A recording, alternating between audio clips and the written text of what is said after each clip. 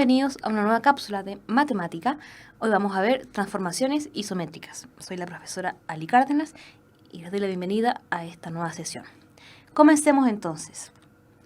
¿Qué aprenderemos hoy? Primero vamos a conocer el concepto de transformación isométrica, vamos a reconocer los diferentes tipos de transformaciones isométricas y luego vamos a realizar transformaciones isométricas. Comencemos entonces por lo primero, conocer el concepto de transformaciones. Las transformaciones isométricas son movimientos de figuras, bien, son simplemente movimientos que pueden ser de diferentes tipos. Y estos movimientos siempre se generan sin cambiar la forma y el tamaño de la figura. Bien, por lo tanto, al aplicar una transformación isométrica o alguno de estos movimientos a la figura, esta es igual al original. No cambia su forma, no cambia su tamaño, sino que solamente se mueve. Bien, por lo tanto, la figura original con la figura transformada, que se le llama, que es la que se movió, son congruentes, es decir, son totalmente iguales. Existen tres tipos de transformaciones isométricas. La primera, ya vamos a ver cuáles son. Entonces, ya conocemos el concepto de transformación isométrica, que es simplemente el movimiento de figuras sin cambiar su forma ni su tamaño, y que genera figuras congruentes, es decir, que son iguales. Ahora sí, vamos a reconocer y a saber cuáles son estos tres tipos de transformaciones. El primer tipo de transformación es la traslación, que es el movimiento de una figura sobre una línea recta. Es simplemente una figura que se desplaza, ¿bien? Y este desplazamiento en línea recta siempre está dado por un vector. Un vector es una flecha que te indica la dirección y en cuánta distancia se mueve esta figura. Acá tenemos el condorito, donde vemos que ahí está el vector traslación, que nos dice que se mueve en dirección horizontal. Y entonces nuestro condorito se mueve en la dirección que indica ese vector y en la distancia también que indica ese vector. Tenemos también, puede ser una traslación hacia abajo, vertical. Bien, y ahí el condorito se va a mover también en esa dirección y en esa longitud. Y por último, una traslación diagonal que también se puede hacer.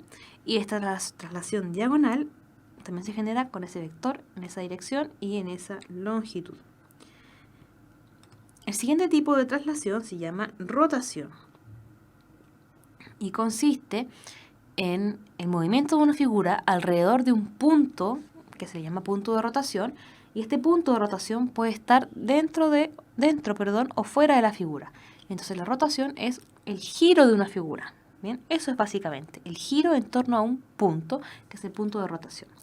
La rotación se asocia a ángulos, es decir, yo puedo girar la figura en 60 grados, 30 grados, 90, 180, en el ángulo que ustedes quieran. Pueden rotar esa figura, ¿ya? Y esta rotación o este giro puede ser en dos sentidos, en sentido horario y antihorario, que son los que aparecen aquí.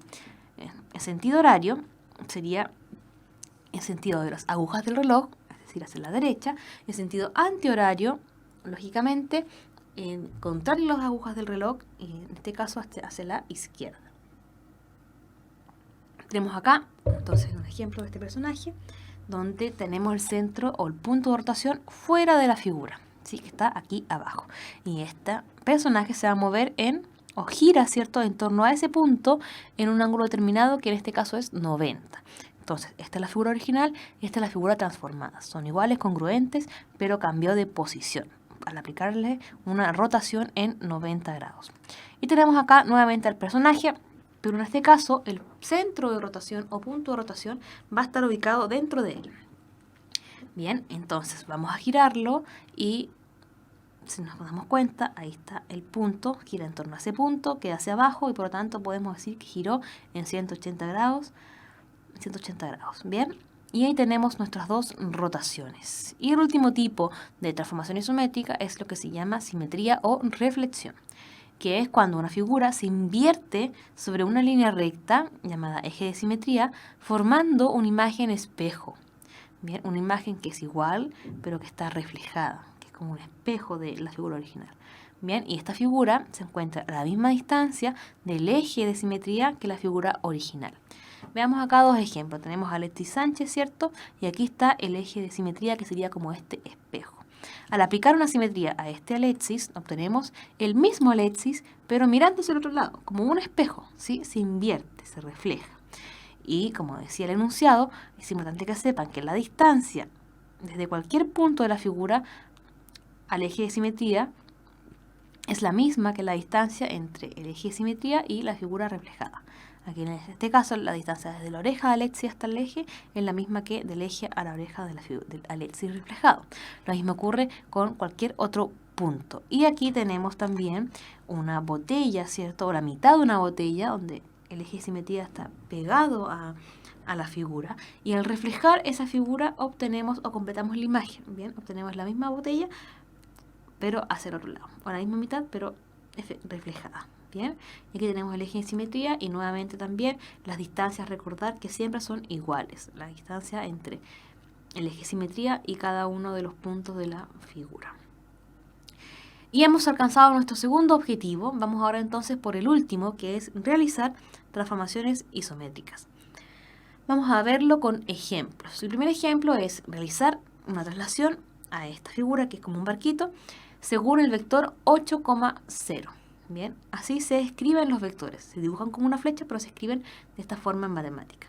Bien, y el primer número, el de la izquierda, siempre me va a indicar el desplazamiento horizontal. Es decir, este barquito se va a tener que mover horizontalmente en 8 posiciones o en 8 cuadrados. Y el otro número, el que está a la derecha, me indica el desplazamiento vertical. En este caso, como es 0, la figura no se va a desplazar ni hacia arriba ni hacia abajo.